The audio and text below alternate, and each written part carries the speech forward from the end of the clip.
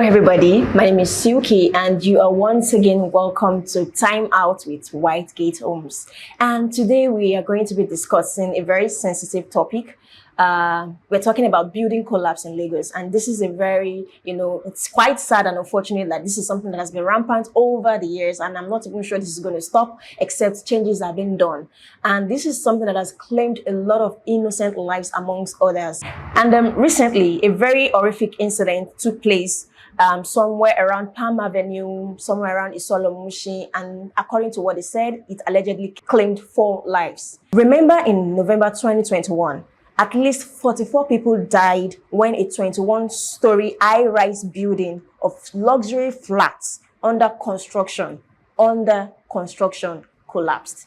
And several more incidents that have happened over the years. There was one that took place recently in Lekki, when a 7-story building collapsed as well. And another one occurred in Agor Palace as well, I think in May 7th.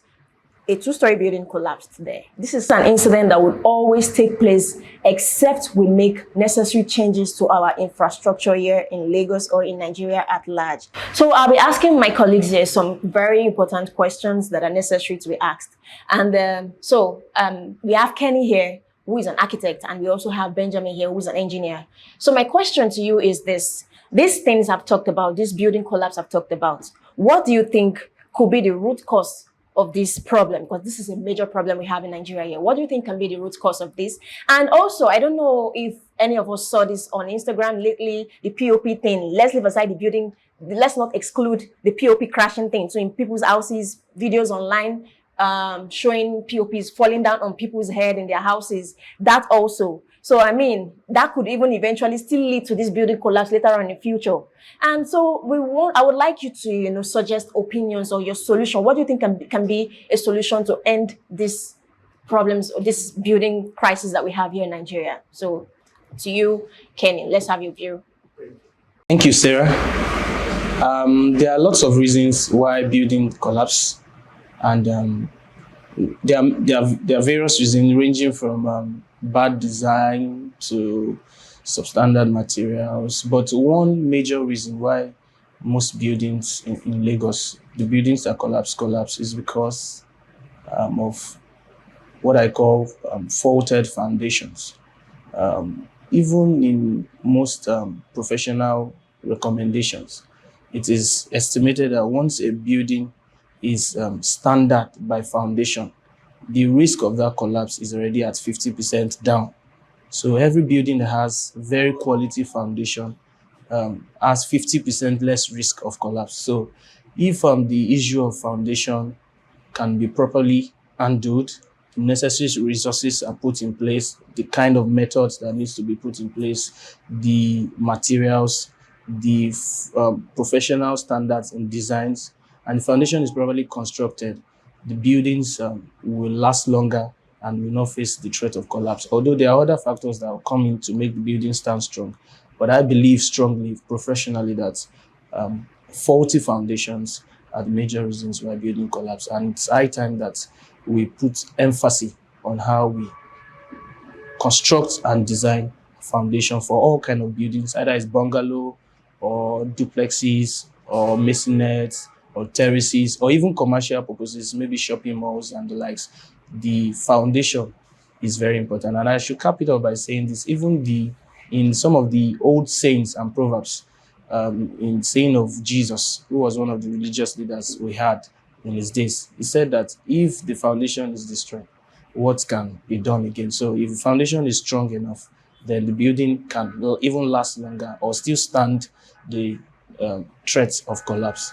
But if the foundation is faulty, then the building faces higher risk of collapse, and that's what I feel. Thank you so much, Kenny. That was a very nice one you said there. And over to you, Benjamin. You heard everything Kenny just said. So I would like to know, what's your take, what's your view, your opinion on this particular topic that we're addressing today? Talking about building collapse in Nigeria, what are the causes? Well, to me, I can streamline it to just 3 people. That is the client, the constructor, and the regulatory body. Because when we look at building collapses in Nigeria, it's either due to inferior materials, overloading, faulty design, But just as I said, streamlining it to the three bodies is either the client, the contractor, or the regulatory bodies. So, for instance, if the contractor, because before a building will be erected, there will definitely be a design. Now, that design entails what the building has the capacity to forbear. I won't like to talk about examples right now. We might construct a building that will forbear a 5-story load, and on the long run, the client might say, "Oh, can we extend it to 7-story building?" Now, why did I bring in a regulatory body? There should be a regulatory body that will be able to stop them. That no, the initial design for this building can only withstand 5 stories. So why going higher? So those are some of the reasons why building collapse in Nigeria. Thank you. Oh, that was so beautiful. Thank you so much. You even went as far as, talking about the solutions. And I hope that this really works for us. I really hope so. Thank you so much. I really appreciate that. And then back to you, Kenny. You heard what Benjamin said. So what do you think should be the solution, or what do you think would be the solution to these problems that we are addressing today, right now?